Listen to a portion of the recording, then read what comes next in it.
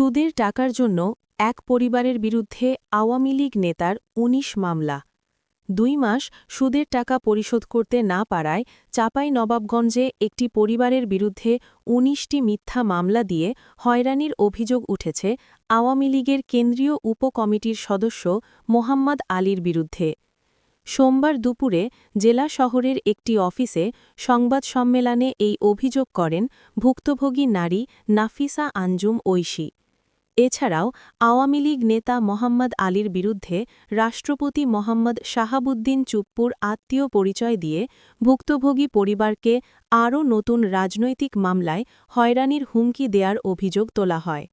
সংবাদ সম্মেলনে নাফিসা আঞ্জুম ঐশীর স্বামী আসিফ আলমগীর সহ পরিবারের অন্যান্য সদস্যরা উপস্থিত ছিলেন।